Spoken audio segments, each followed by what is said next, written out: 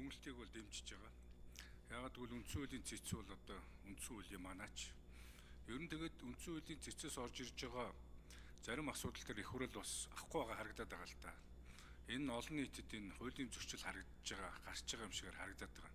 Тэгэхээр үндсэн хуулийн цэцийг бид нар одоо энгийн үгэндээ бол одоо түүнээс дэш тэнгэрэл байгаа гэж ярьдаг шүү дээ. Тэгэхээр цэцгээд үгнэлтэнд үндсэлтэй одоо суурьтай хандж ямаар байгаамаа. Тэгэхээр саяын үндслүүд бол үнэхээр энэ хүний сонгогдох эрхэнд нь тулгуурласан зөв шийдвэр гаргасан байна шүү дээ үнэлт. Тэгээ яагаад хууль зүйн байнгын хороо энийг авахгүй гэж орж ирж байгаа юм бол хууль зүйн байнгын хорооны дарга гишүүдээс асуумаар байна л да.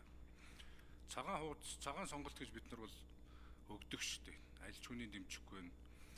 Тэгээ яагаад энийг дэмжихгүй байгаа? Хүнийг одоо хэний сонгох байх эрхийг хаагаад шүү дээ. Сонгох эрхийг боомлж шүү дээ.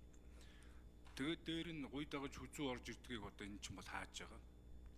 Хоёр том ном бол одоо юу гэдэг 9 хүнтэй тойрогтууд жишээлхэд багаарн дэмжээрэй гэд багцлаад өгдөг. 10 хүнтэй тойрогт багаарн дэмжээрэй гэд багцлаад явдаг. Ард нь мөнгө санхүүгийн асуудал яригддаг. Энд чинь сонгуулийг шударгаас болгож байна. Жижиг нам буюу одоо бидаас даагчнаас орон зайг нь хааж гэнэ гэж ярьдаг шүү дээ. Тэгээ хууль зүйн байнгын хороо нь өөрөө энэ үндсэн хуулийнхаа дүнэлтийг хаасан ийм шийдвэр их хурл руу оруулж ирээд байгаа юм.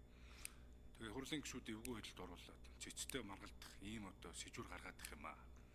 Тэгэхээр миний хувьд бол их хурлын гишүүдээс уриалах нь бол гишүүд нэг зөрөгтэй байжгаад тэр намын бодлогоос нэг удаа ухраад энэ сонгогдох эрхийг хүндлэлтэд нэрэгдэх.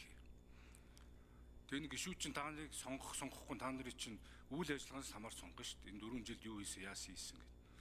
Тэрнтэй нэг үнэтэй нүүр тулаад хэнийг сонгох вэ, хэнийг сонгохгүй байх гэдэг